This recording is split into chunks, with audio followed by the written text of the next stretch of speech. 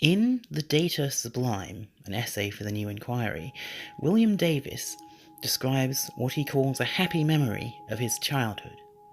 It's dark, and I'm kneeling in the tiny floor area of the back seat of a car, resting my head on the seat. I'm perhaps 6 years old. I look upward to the window, through which I can see streetlights and buildings rushing by in a foreign town whose name and location I'm completely unaware of. In the front seat sit my parents, and in front of them the warm yellow and red glow of the dashboard, with my dad at the steering wheel. This memory, he writes, provokes a source of deep, almost visceral pleasure, of knowing nothing of where one is going, having no responsibility for how one gets there, or the risks involved. The element of Davis's essay, the one that resonated the most for me, was the observation that the realization that one can be overpowered and still survive can be a source of pleasure. This, to me, seems broadly to be a useful way of describing the feeling I get when someone chokes me, or otherwise incapacitates me during a struggle play session. If you look at definitions of agonophilia, you will find various different ones. The dictionary definition that I found that seems the closest to it, but still wrong in some respects, was that agonophilia is sexual arousal gained from struggling with and overcoming an opponent. Now, your model may vary, of course, but to me, it isn't really the overcoming part that's important. It's the being overcome. That's what I find the most pleasurable. And that, philosophically, is what Edmund Burke and Immanuel Kant would refer to as an experience of the sublime. Different YouTube videos you can watch about the sublime, and it surprised me to find that quite a lot of them seem to get bogged down, to a degree, in philology, in the etymology of the word. Sublime meaning below the threshold, subliminal, same root.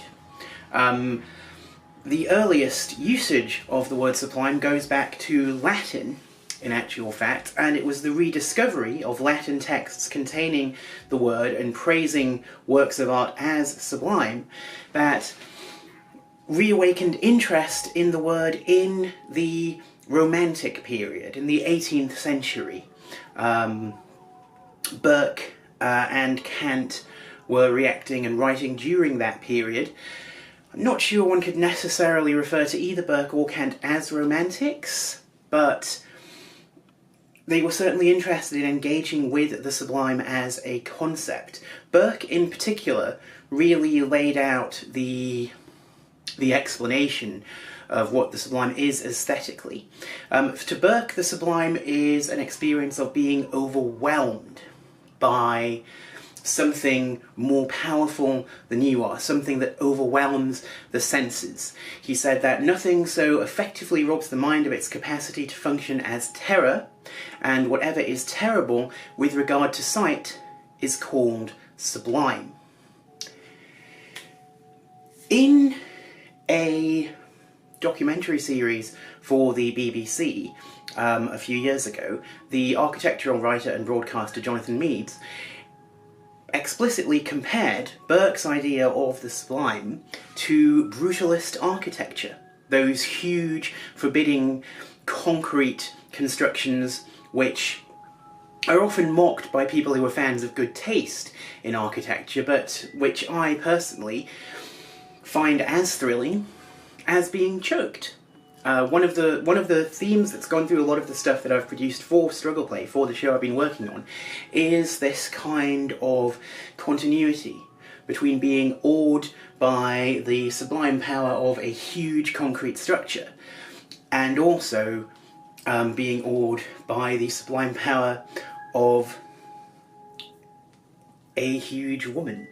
a huge opponent, someone who represents power in the same way that concrete represents it, and I still photograph concrete. I enjoy taking photographs of concrete structures. A lot of the greatest brutalist works sadly have been destroyed. Owen Luder's work in particular, the Trinity Centre in Gateshead, most famous as the car park that appears in the film Get Carter, and the Tricorn Centre in Portsmouth, various other things. Actually, I think both the Tricorn and the Trinity, they were made by the Owen Luder Partnership, but I think they were made by Robert Gordon. I'm going to have to check that. But anyway, big brutalist architecture, which we don't have anymore, because the organising powers in society, the mainstream, the organising tendencies, find these sublime and scary structures intimidating, in perhaps one might say the same way that patriarchy finds physically strong and physically powerful women intimidating, and seeks to find ways to deal with that. One of the things that I'm in dialogue in struggle play with is the ways in which patriarchy has found to try and deal with this idea of the strong woman, the physically active woman, the physically violent woman. And one way of doing that, as in, for example, Theo Ehret's pictures, is to try and present it as a kind of titillating spectacle. There's a really interesting tension that you get that I've talked about between the text of the stories as they appeared in Sports Review Wrestling, Stan Weston's magazine, and the actual effect of the pictures. Because the pictures are actually very good. They're black and white. They have a power, the best of them have a kind of power to them. You can't really photograph people's muscles in motion, in action, without conveying a sense of awe towards that power. I'm thinking here, for example, of Leni Riefenstahl's photos of Maasai warriors. You know, her attempt to get out of having been, you know, responsible for Triumph of the Will and Olympia, the big Nazi propaganda films, by saying, hey look, it's okay, I'm photographing black people now, it's great. But of course she's photographing big, athletic, strong, you know, people, and there's all kinds of noble savage freight getting smuggled in there, you know, not a good thing. But again, it's, you know, at the base level of the body, photographing bodies in action, if it's done well, and Ehret does do it well, does provoke a sense of awe. It does provoke a sense of the sublime. And the tension is between these pictures, showing the powerful tectonic movements of female musculature, such as it is. Obviously, some of the women are more classically beautiful than others, but the tension between that and the really reductive narration that's appended to them, where women are fighting for ridiculous things, like a serum to halt the aging process. Though even that's kind of interesting, because there's all kinds of stuff about patriarchy under the surface of that. I don't think the guys who were writing that were thinking anything of the sort. I think they just... who knows, man? Who knows what they were thinking? But the tension is there. The tension between that reductionism and yet the awe at the physical product itself. Of course, the mention of Riefenstahl does bring in one of the biggest dangers of allowing oneself to be too overwhelmed by the sublime, aesthetically and politically speaking, which is that it's not a huge jump from admiring the dominator to admiring the dictator. And that's a tension that I want to make sure I land on the right side of. You know, one of the tensions in struggle play is the tension between myself as a feminist, as a trans feminist, and the fact that I am into these things, which are kind of, you know, can shade into fascistic territory. It's something that a lot of artists who've dealt with this kind of material are aware of. If you look at Bacon, for example, he often flirts with fascist, brutal imagery in his work. He's interested in that idea of the Nietzsche of the football team, you know, the blonde, thuggish Ubermensch, but in the football team. So not, you know, taken out of context. I don't think there would have been anyone more dismissive of the Nazis and of fascism than Bacon. They certainly wouldn't have been particularly fond of him, because he and his nude athletes wrestling in the grass would have given the lie to their own admiration of those bizarrely sexless, or wannabe sexless, what Meads calls genitally impoverished athletes, you know, these big hulking bodybuilders that you see in Nazi iconography.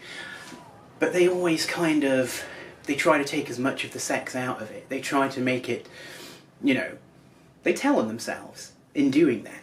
You know, the only reason to try and take the sexuality out of something like that is because you're afraid of it. And because you're afraid that that might say something about you. But one of the things that I've been thinking about, ironically, in relation to this project, actually was thrown into quite sharp focus by reading Audre Lorde's essay,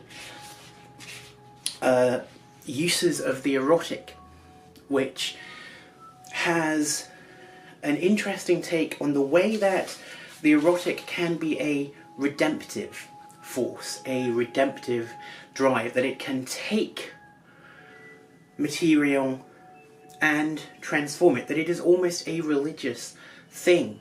And that again is another theme in struggle play that I talk about in some of the poems.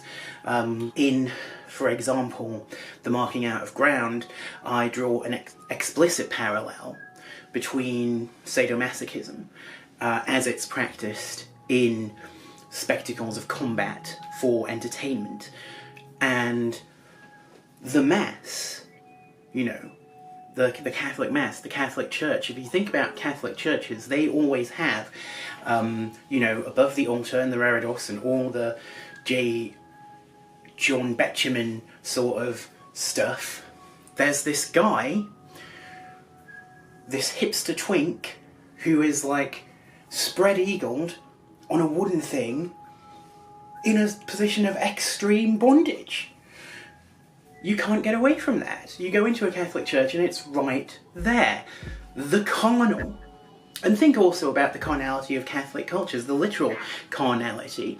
Think about Spain and Italy and the incredible ways they have of preparing meat. Think about carnival, carnivale, farewell to meat, farewell to the flesh, the idea of Lent, which Catholics will know we're still in now, just about, up to Easter. Itself a carnival, is a, you know, again, you tell on yourself. You tell on how much pleasure you take in that by the fact that you feel you have to atone for it.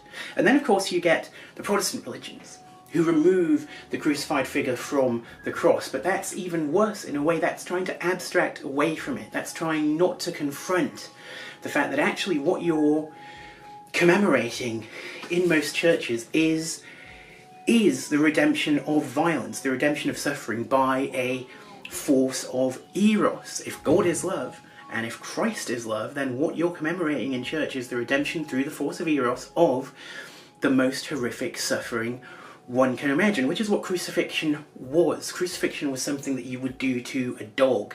It was the lowest crime you could commit. And anyone who's seen Dogma will be aware of the whole idea of what people do when they die, and all that piling up on the hill of Golgotha, and being crucified alongside thieves and being humiliated. I'm not the first person to draw this parallel. Darren Aronofsky pretty explicitly draws it in The Wrestler, in the scene where he has the stripper character, played by Marissa Tomei, who was brilliant in that film. She actually talks to Mickey Rourke's character, Randy the Ram. The Ram, do you see the Christian iconography in the works of the very symbolic Darren Aronofsky? He calls him the Ram, like the Lamb of God. You see, yes, Darren Aronofsky's never knowingly not known to hit the audience over the head with a brick-marked symbolism. But, yeah, I like The Wrestler. Not as much of a fan of Black Swan, looking back on it. You know, like, really, really uncomfortable with bits of that movie. Not saying that I'm probably not meant to feel uncomfortable with them, but just like, I don't know. Should have got Mary Harron to direct that film. That would have been awesome. But yes, Marissa Tomei's character talks about having gone to see the Mel Gibson propaganda film, The Passion of the Christ, and she describes it basically as if it's some kind of death match. She's like, it's amazing, they beat the shit out of him. And I love that. I love her as a character. I love the idea that she likes it because of that. But I also just love the kind of implicit and slight mockery of, you know, but also not mockery because actually it's the same thing, you know?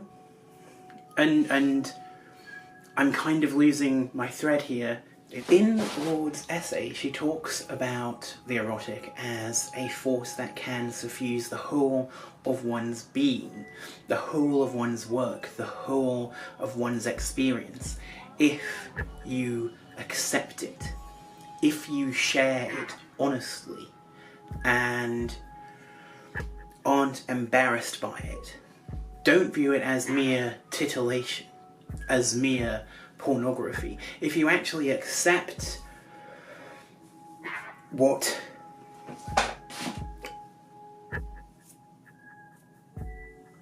Alison Bechdel in Fun Home refers to as erotic truth, in that fantastic last chapter talking about the work of James Joyce and the work of Sylvia Beach in helping to publish Joyce.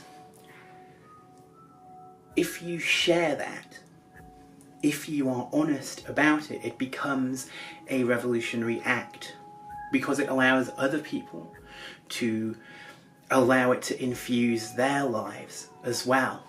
And there are a couple of interesting passages in Lorde's essay that I want to read here that I responded to quite strongly, that I felt resonated a lot with what I've been trying to do in this work. The first one might seem counterintuitive, because that's that Lorde says, as we begin to recognise our deepest feelings, we begin to give up, of necessity, being satisfied with suffering and self-negation, and with the numbness which so often seems like their only alternative in our society. Our acts against oppression become integral with self, motivated and empowered from within. In touch with the erotic, I become less willing to accept powerlessness or those other supplied states of being which are not native to me, such as resignation, despair, self-effacement, depression, self-denial, and yes, it might seem weird to start this video talking about a feeling of surrender to a more powerful force, and then to end by saying that one feels an urge to reject powerlessness. But think about the context and think about the situation being described. If I surrender myself willingly to someone who is playing the role of someone who is more powerful, to someone who is fulfilling that function in a mutual consenting exchange, that is almost a burlesque of the ways in which the system of suppression, of domination that we find ourselves in tries to get us to do. You know, when you make a game of submission, when you turn the struggle into play, it becomes something else. It becomes a technology of resistance to oppression. I feel more oppressed in a workplace, being kept to targets and incentives and being forced to satisfy the needs of customers than I do literally being choked by someone. You know, I've talked before about that feeling as almost one of feeling helpless safely. That there is no feeling more powerful in the world than that knowledge that you can be overpowered and survive. That the person who has their arms around your neck will let you go as soon as you ask. That in a way, the struggle turns into play. And because of that, that sharing of that and of that dynamic opens up a path that other people can use to explore it as well, and another way of resisting. Lorde also writes, to share the power of each other's feelings is different from using another's feelings as we would use a Kleenex. When we look the other way from our experience, erotic or otherwise, we use rather than share the feelings of those others who participate in the experience with us. And use without consent of the used is abuse. In order to be utilised, our erotic feelings must be recognised. The need for sharing deep feeling is a human need. And so again, that idea of sharing how this feels and explaining how good it feels to participate, to play with this idea of the sublime with another human being. To allow another human being to take on the attributes of mountains, thunderstorms, giant concrete silos. To say to someone that their thighs resemble concrete and know that you mean that as a compliment and not as some kind of patriarchal diss. There's power in that. And Lorde says at the end of her essay, not only do we touch our most profoundly creative source, but we do that which is female and self-affirming in the face of a racist, patriarchal and anti-erotic society. And I think that is key in this. You know, I've talked about agonophilia as a way in which you experience the sublime. I've talked about agonophilia as a way in which you experience the power of eros to transform subjugation, to transform suffering, and also as a way of empowering the other, empowering the person that you are in dialectic with, that physical dialectic of struggling one against the other. You allow yourselves, you allow the person with whom you participate to take on these epic qualities. You make them a bigger person. You make them a greater person. And in that process, of course, when it works really well, they do the same for you. Anyway, that's just me wishing on about stuff to do with the show. I hope you got something out of that. If you liked it, there's the thumbs up button. You can press that if you want. Share, subscribe, all that stuff. I'd love to hear other people's thoughts on this in the comments. Yeah, I need to come up with a really good way of signing off after these. But I'm just going to do what I do, which is to just literally say the first thing that could be used as a sign-off that comes into my head. So, stay frosty.